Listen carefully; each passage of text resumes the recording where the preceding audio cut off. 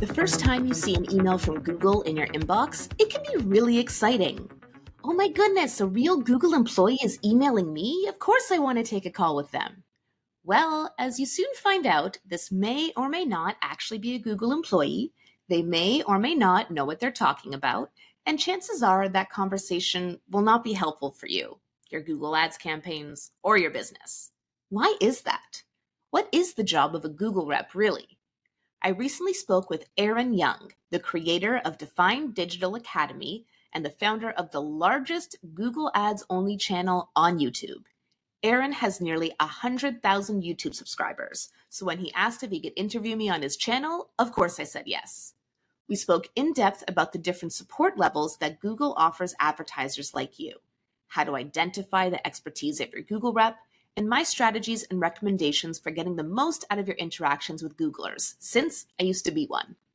Then, Aaron and I spoke about the evolution of Google Ads, changes to keywords and automation, and where we think it's all going in 2025 and beyond. It's always a little risky for me to just hop on a 1-hour call with a stranger because there are a lot of wildly different and absolutely valid perspectives about Google Ads. I was pleasantly surprised to see that although Aaron and I literally come from opposite ends of the earth, I'm Canadian, he's Australian, and we'd never met or spoken before, we'd come to a lot of similar conclusions about how to effectively manage your Google Ads campaigns. And full transparency here, I appear on quite a few podcasts and webinars and things. It's a great way to network and share my expertise. But after appearing on Aaron's channel, I got 4 new Google Ads coaching clients within a week who specifically mentioned this conversation.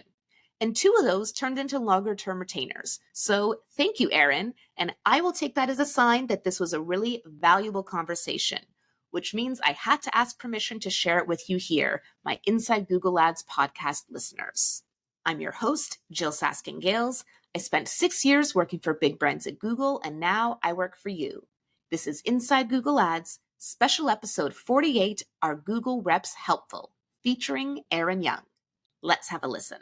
And today I've got the absolute pleasure of having Jyll with me. And Jyll, so that I don't get anything wrong about who you are and what your experience is, why don't we take the first 60 seconds just to give a little bit of an introduction of who you are and what your experience is with Google Ads. Sure. Thanks for having me. I'm Jyll Saskin Gales. That's Jyll with a Y. I'm a Google Ads coach and teacher and course creator and podcast host. I used to work at Google, so I worked there for 6 years in Toronto as part of the large customer sales team. Left a little over 3.5 years ago and built a business helping entrepreneurs and marketers get better results from Google Ads. Okay, great. Well, look, Jyll, the reason why I wanted to get you on today is because I'm sure you get the same as well. You get a lot of requests and a lot of just commentary and feedback from people having, let's say, not the most positive experiences with Google reps. And one of the big scenarios that does happen is that especially new starters, when you start a new account, you'll either get a phone call, or you get an email, someone saying, "Look, I'm your Google rep," and we can sometimes get situations where the recommendations that are given lead to performance, which actually makes the account to get worse than what it was before the call came. So, could you just give me, I guess, probably a starting, context of why that happens? And who those people are who are actually calling or emailing you, so how about we start there? Sure. I've had that happen to my clients as well. It's devastating when you help a small business owner set up an account and it gets going and then just gets absolutely decimated. So why that happens? No malicious intent. Most of those people who call you, they are not Google employees. They are third-party contractors. They have maybe a few weeks of training at best. Most have never opened a Google Ads account before, and so they're just teaching you what they've been taught. They have a script. This is what you're supposed to do. We want to always use broad match and et cetera, et cetera, et cetera. And they're going to repeat that to everyone, not because they're trying to trick you or have you get bad results, but that's really all they know. So that is the outsourced Google sales team. And I think that's another common misconception people have. They'll think, oh, well, Google's calling me. It's the Google support team. Like, yeah, they want to help you, but ultimately it's a sales team. Their goal is to make Google more money. Now, of course, Google wants you to make money so that you keep spending money on Google Ads, but you get much more of that support with the sales the more you spend on Google. And by that, I mean hundreds of thousands, if not millions of dollars a year on Google. Yeah. Yeah. So, I mean, are there any, I mean, I've got my own sort of metrics that I sort of find out really, really quickly of who you're talking to, and I sort of coach my clients through. But are there any, I guess, ways that you would recommend for people to engage when they get that first phone call to really find out whether that person, does that person have the level of experience, so that you don't have the situation of really the blind leading the blind? First thing I'd recommend you do if you get a Google rep reaching out to you is to look at the email signature, because it will, for the most part, say there whether or not they actually work at Google or if they're contracted to Google by someone. So just because they have an @google.com email address, it doesn't mean they work at Google. And generally, someone who is a Google employee will be able to offer you better advice and support than someone who is contracted, though that's not always the case. And then within Google, it's helpful to look up your Google rep on LinkedIn, because you can get more information that way and see if they are, for example, part of large customer sales, which is the most high touch support organization. That's what I was a part of. Or Google Customer Solutions, which is the euphemism for the kind of scaled support everyone else gets. And then within Google Scaled Solutions, there's teams like AGT, the Accelerated Growth Team. So their goal is to work with you for 3 to 6 months to help you spend a lot more, yes, but to really help you grow with quite high touch support. There's one called Engage. Like, there's all these different programs. MMS would be kind of the largest scaled solutions program before LCS. And so just kind of understanding a bit about where your Google sales rep sits in the organization can help you understand, are they going to have the expertise and motivation to like really understand my business and help me grow? Or am I one of 250 clients assigned to them and they just need to check a box to have a call with me? Yeah. And I think I've always sort of viewed it, and sort of trying to teach people through, either clients and now other students with it, is very much that be aware that even the high support, as you said, even the accelerated growth teams, the accelerated growth team are very, very upfront that you can only get accepted if you do say that you're going to be increasing your budget. There's not necessarily anything wrong with that as long as the results are following. One of the I'd be interested to hear your thought on this, but one of the ways that I've always, I guess, approached any Google rep that's reached out, or told clients to approach a Google rep that's reached out, is to ask for a competitor analysis report, ask for some general just market insight information. And that way, the reason why I found that beneficial is it really lets you know that, so the rep that I'm talking through to, are they prepared to actually give me some extra insight and reports, or are they just looking to tick some boxes and give recommendations? And if they're not prepared to do that, I generally just say, just flick them off as quick as they contact you. Yeah, it'd be interesting. It's an excellent tip. Yeah, it's an excellent tip, because again, there are certain teams that can do that and certain that can't. And then a little more insider information here. It's very little work for a Googler to do that. There are internal tools already built out. So all they need to do is like tap a button for the client name, tap a button for the industry, press a button, and they have a 20-page Google Slides of market insights or competitor insights ready for you. There are dozens to choose from. So whether they're willing to take the extra 5 minutes will tell you a lot about what kind of support you might expect from them, if any at all. And in that vein, is there anything extra you would recommend apart from that in terms of, first contact, engaging with a Google rep, how to really pre-qualify them really, really quickly as to whether this person is just wanting to do their job, or whether they have the experience and skill set to really help me with your account? Yeah, another thing I would suggest is, before taking the meeting, if you're not sure if you want to, is ask if they can send you an agenda of, plan recommendations, and see if they're going to do that. Of course, the recommendations will be very generic at that point because they don't have the context about your business, but you can see, are they suggesting auto-applied recommendations, increasing your budget, adding performance max and broad match keywords, or is there a little something else going on there?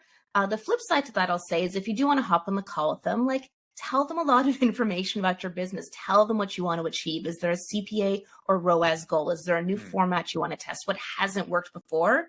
And see how they respond to that information. If they adapt what they're saying based on the business context you're giving them, that's a really good sign. Whereas if no matter what you're saying, they're still, auto-apply recommendations, it'll help you, then it's probably not worth a second call. Yeah. And the big thing that I always talk to people too is just remember, just because they're Google and they're saying they're from Google, it's still your business and it's still your account. So I get a lot of situations where people just feel like they're being kind of, for want of a better word, like bullied into different changes that they didn't feel comfortable doing. So that's the other thing I really say is if it doesn't make sense, push back on it and really get some extra data saying, well, show me another thing that I always say is too, can you show me examples of other accounts where you've done this and what are the results are? So ask for case studies. And once again, if they can't give you that information, or they're not unwilling to give you that information, it's probably you want to just tread with extreme caution. But all that being said, at the end of the day, it is a human doing their job, just like you are a business owner or marketer freelance who has to do your job. So I like to go into these conversations with Google reps, if I choose to engage, assuming best intent. They've got a job to do. I've got a job to do. Let's see, we can work together to do it. And then if I determine it's not worth my time, not because they're a bad person, just because they don't have the experience needed to be helpful to me, then fair enough. Good day. And they have metrics they need to hit. They need to talk to their clients a certain number of times. They need to get a certain percentage of their portfolio opting into whatever the product du jour is. Again, not because they're bad or evil or mean, just that's literally their job. And so if I can help them with that because their objectives align with mine, then great, everybody wins. And then if their objectives don't align with mine, good day, and they'll be assigned a different business the next quarter. So that's obviously, I think people get that a lot with obviously what you would see if you're dealing with a smaller account. That's very much what you're going to be getting. Let's just talk about some of the other teams you mentioned. One program I do recommend for anyone who can be involved in is the Accelerated Growth team. Generally, I know this is based around countries. I know in Australia, you've got to be spending at least $100,000 a month to get into it. Fairly sure different countries have different markers. But for any brand or any even freelance or agency that does get an offer, that is something that I do really still recommend, because my recommendation is, if you're going to be part of an Accelerated Growth team, is actually think about the data that you want and what you're wanting to achieve. So I like what you said before, have some really clear objectives and be really upfront with what you're not liking at Google, what you want to see. And I found some of those programs to be really, really successful for the clients. I've had the same experience with American clients and with Canadian clients with AGT. They were colleagues, and then I've also been on the client side with multiple AGT teams as well. And upfront, they'll say, over the next 3 months, you need to spend this much. That's not a contract. It's not binding. But it's just an idea of this is what they need to hit. This is what success looks like for them. They'll put out a media plan for you of, this much in PMAX or that much in video or that much in search. You can go back and forth on that. And if you agree on this plan that's going to work for both of you, then they're going to give you a lot more resources and support and skilled support than you would otherwise get for your spend level. But if their proposing is not what you want to do and they're not willing to adapt, then it's better to just not work with them. Yeah, one thing we've done with AGT teams before too is let them know that, especially if I've been the manager in between, working between the client and the AGT, I said, look, they're happy to do that, but they need these results after the first 6 weeks before they get the next budget thing. And we never had a problem with getting that through the AGT team. So that's the other thing I would say is, if you do have that I guess opportunity is probably the right word. Is definitely, once again, don't feel like you don't have any control in the situation. Like, you can actually set some bars and some standards that you want to achieve. It's a partnership, like any partnership, right? Give and take. Yeah. Okay. Any other comments before we change gears and talk more about the recommendations that are happening inside of Google Ads? So any other recommendations or anything else that we should be talking about when it comes to Google support? Well, let's get into it, because recommendations actually come out of the Google sales team. So it's really interesting to see how that's evolved over the last couple of years. Yeah. So that's, and this is, so now that we're talking, so everyone knows, we're talking about the actual recommendations that you see in your dashboard, you get via email, that whatever communication methods they're using, you do get these recommendations. So I think a good place to start would just be to really just give people a bit of a broad explanation of what are the purpose of the recommendations and how they generate it.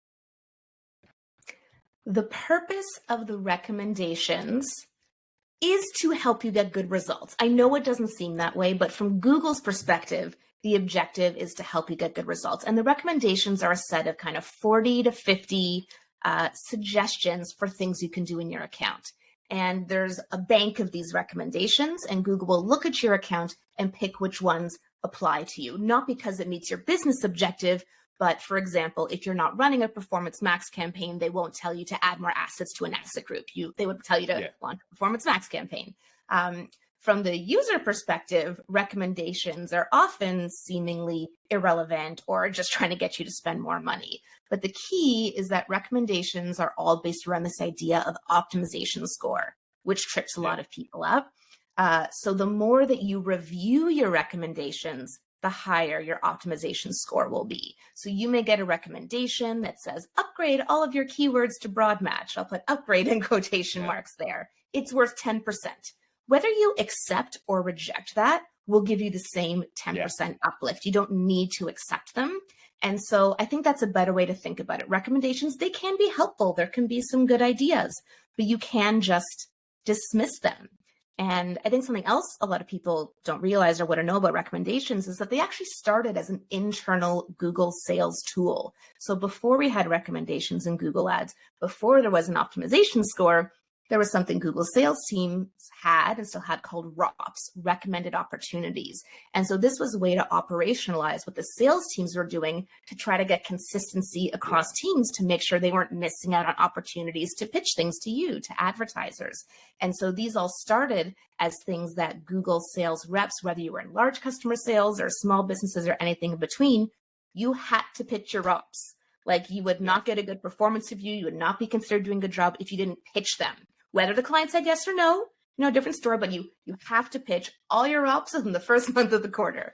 And it was really helpful. Lo and behold, revenue on things would increase. If video for action adoption became a recommended opportunity for all sales reps, what do you know? Revenue went up there. And so then they got turned into this external facing thing where now it wasn't just on a Googler to pitch things to a client, but the client would see them in their account, and Googlers can actually track their clients and if they're reviewing and accepting those recommendations. So now it's turned into something to try to help all advertisers meet best practices, but it did start absolutely as a sales team tool, an efficiency tool, and it absolutely, I think, is still viewed that way at Google. Externally, they're viewed as a pain in the butt, but yeah. And okay, so and those recommendations, and probably one of the biggest recommendations that I have reservations for, and we'll talk further about this, is that you see, and a big one that I get a lot of questions about is that you see people come in and they go, I've got a recommendation to increase my budget from $50 to $222.50 and increase the ROAS by X amount. When it comes to those type of recommendations, are you able to give us some extra data on where Google is getting that information from? Is that on industry specifics? Is that just they're generating data within your account? Where is that coming from? It could be a mix. And that's actually one where even before we had the recommendations tab, that was always there. If your campaign was limited by budget, you would get a warning in your account for more than a decade now. It wasn't always bright red the way it is now, but that would always be there and show you that sensitivity.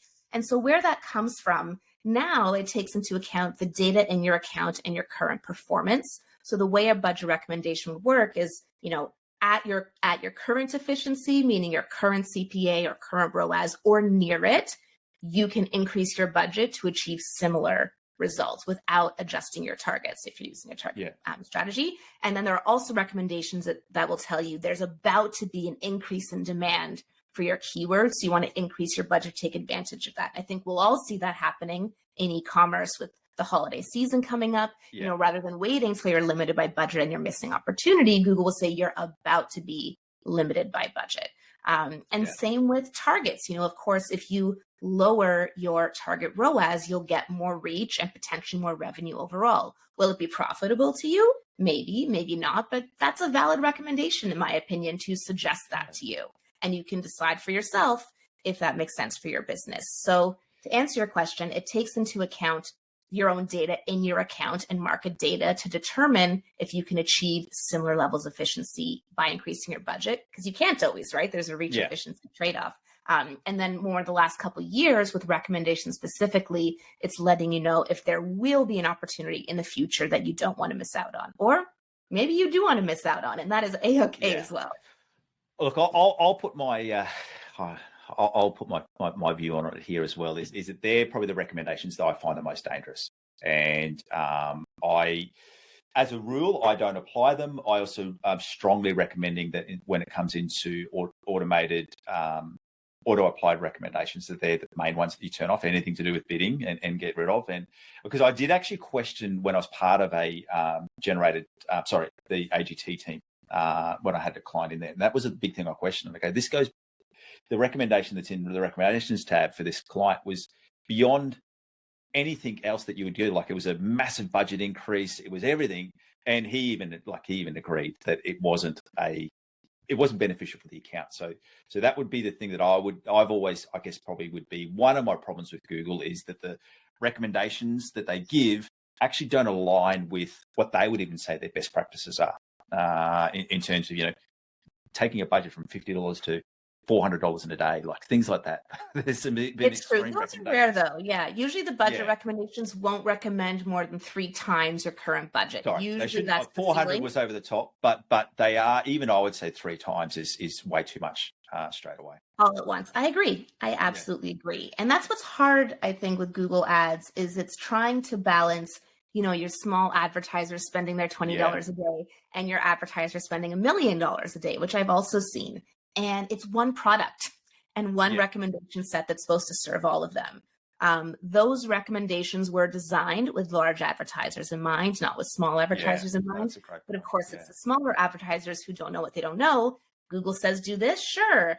And that's where, I know you've seen the stories, it just decimates accounts overnight if those auto recommendations go wild. Yeah. And I think it comes back to like, we moved house not too long ago, and we obviously, when you move house, you get new furniture, and I obviously keen to get all the new TVs and those things, and that's where I think the miscommunication is because people see the recommendations kind of like an instructions list of, I don't know if you ever know, like when you set up a new TV, press this button, tune this, do this, and everything works. And I think that's where people get the misconception. That's where the recommendations are.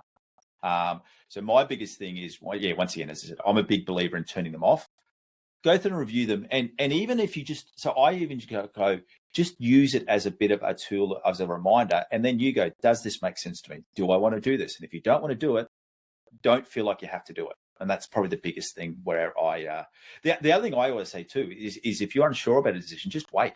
Because if you're going to wait 2 or 3 or 4 weeks, it won't make a big difference if you think it's risky.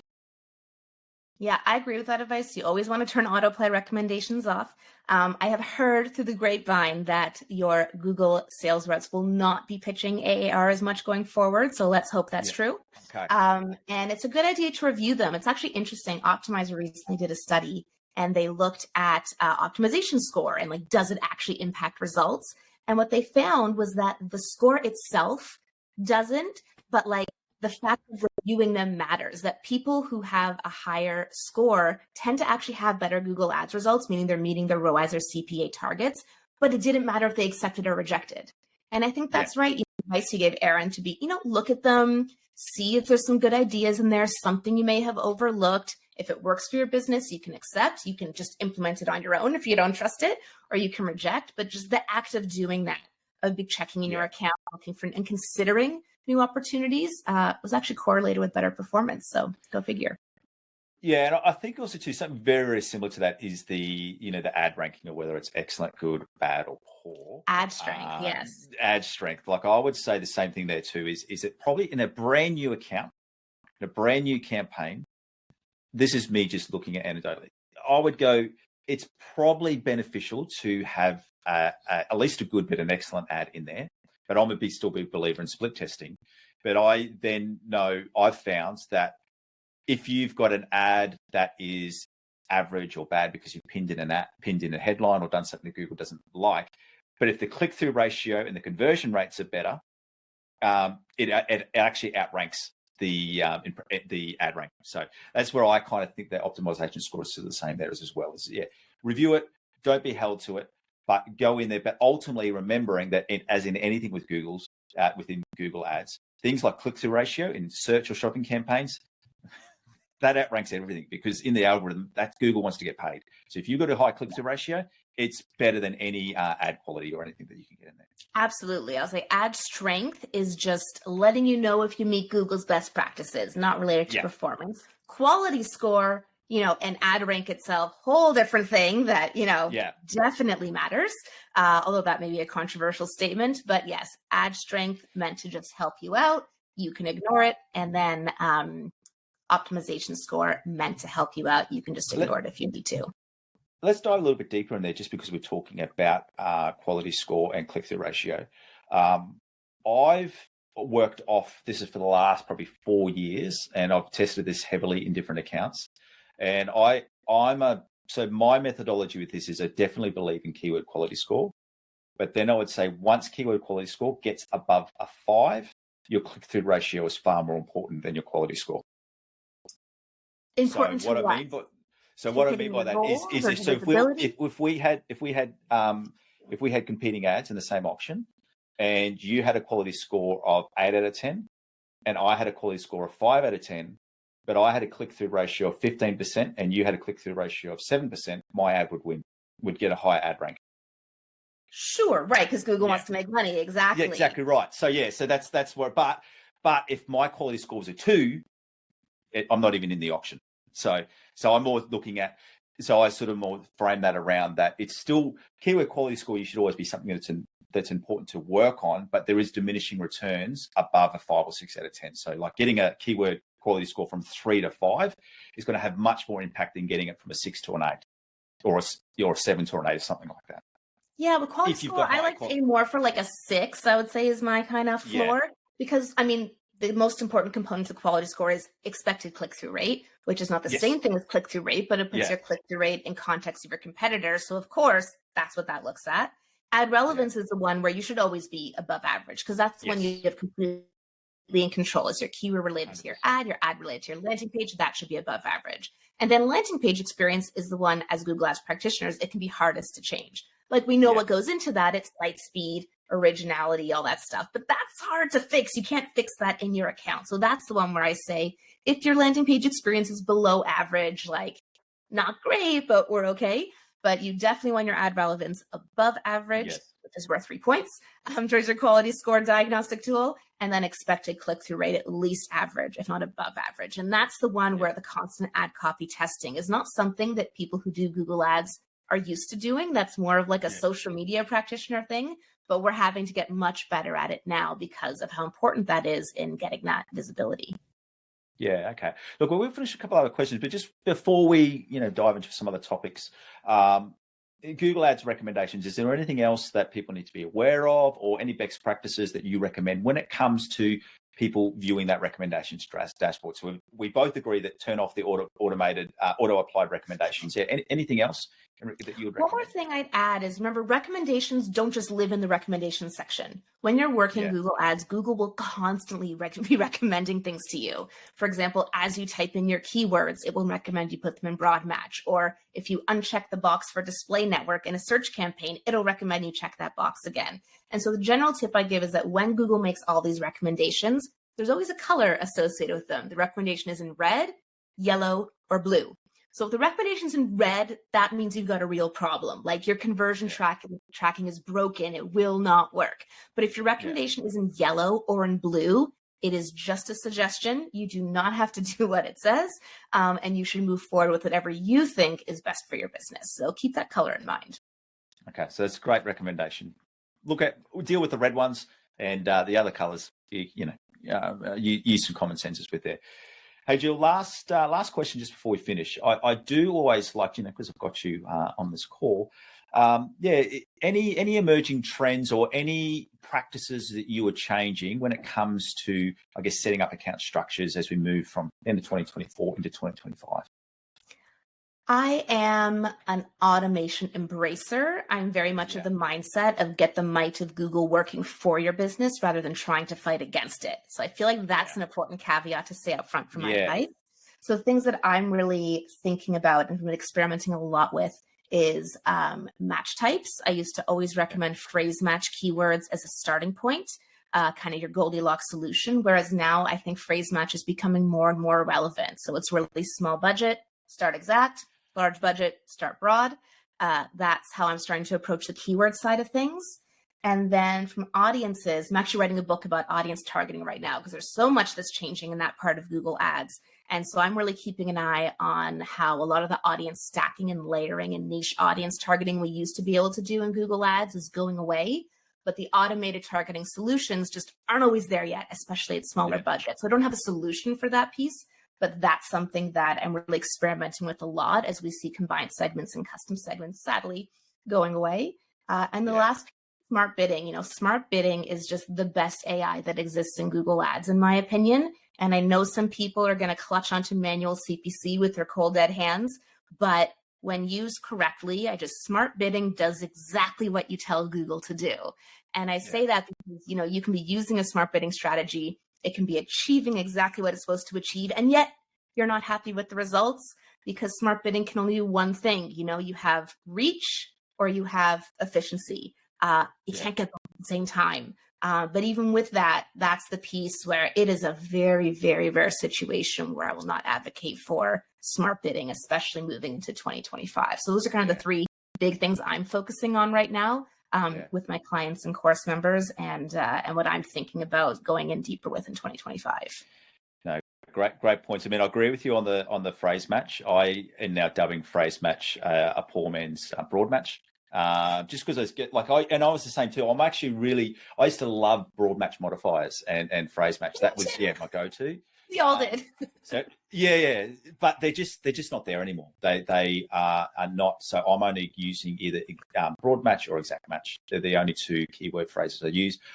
My gut feeling on that is that if Google will eventually remove phrase match, they probably just didn't want the big uproar at the moment, so they're giving it there. But it actually operates the same as broad match with less signals. So so if you're going to do it, it's actually as I said, it's not something I would use. Only thing I'd say there too is that if you've got an existing account and phrase match is working in your campaigns, don't feel like you've got to go switch them all out. Like that's more for new people coming in, and from there. And I'll jump to the last one, smart bidding. Yeah, I agree. I know there is a lot of talk at the moment, and some in this space. I think what people are missing with trying to hold on to max CPC, and this is my view, is they're not taking into account what's changing outside of Google Ads. So with Google Ads practitioners, we can just be sitting inside looking at the Google Ads dashboard and just thinking that's our whole ecosystem. My saying to people is, just the search experience for users is going to drastically change very, very quickly. And it's going to be going to voice, going to be going to chat, but conversational base. So I think brands and Google Ads marketers that are embracing the newer types of campaigns and working out how to use them properly will see success. And the other thing is there's some cheaper traffic out there. So I completely agree with that. And I think any negative I've heard about smart bidding and those things, it can purely come down to it hasn't been used in the right way. Absolutely. Makes me very happy to hear you say that. Yeah, work with the system, not against the system, because the only way through is forward. We're not going back. And I mean, I guess my view on it has always been too, is I think where people fall down is you've got to understand how Google created these different campaigns and what they're created for. So they're creating the rules. So I just don't see any point in trying to go beyond it. I've got an analogy. I don't know if you've got kids. I've got three teenage daughters. So my thing is that Google used to be a compliant child where you could tell it what to do and it would just go do it. Where now it's the rebellious teenager where if you tell it not to do something, it's just going to go, right, I'm going to go do it anyway. Our role is to put in those really hard barriers so that they can't do it. So I think the success in Google is more by giving Google not fighting back, that's the wrong word, but giving Google back guidelines of this is where I want you to operate, but it's broader than what it used to be. You can't have a little narrow laser focus with Google Ads for success now. It's an interesting analogy. I think that, you used to be able to, tell Google exactly how to do what you wanted it to do. And now you can't tell it how to do it. You need to tell it the end goal. So in a way, you actually have to become a much better manager because you're not saying follow this step, then this step, then this step. You're saying my end goal is a 5 ROAS. You figure out how to get there. I have faith in you. Take all my money and all my data. And now here's the end goal. And the way it gets there can constantly change, Yeah. but it will get there if it's possible to get there. And I Yeah. guess that's the last piece. You must set realistic expectations for Yeah. the machine, or else no one will be happy in the end. Yeah. And look, I think we both understand why people have those views where they're very Of anti course. Google, because let's be honest, Google probably hasn't done itself a lot of favors in certain areas. But yeah, I mean, I'm still a lover of the platform, and yeah, you can definitely, I think for me, you've just got to lean into the change, because it's not just the changes that's happening inside of Google Ads. The whole search space, in terms of how users interact with search, is changing rapidly. So we need to be, on board with that and move ahead. Absolutely. Hey, Jyll, it has been an absolute pleasure having you here. For anyone watching this video or listening to the podcast version, just check the description of the show notes, and I'm going to let you know. I'm going to have some links so that you can get in contact with Jyll and find her in all the various places where she is located on the internet. So, Jyll, thank you again, and I hope you have a good rest of the day. Thanks, Aaron. You too. Thanks for joining me today for this special episode. I'll have a new insider challenge for you next week in 2025. I wish you and your loved ones a happy and healthy new year. I'm Jyll Saskin Gales, and I'll see you next time inside Google Ads.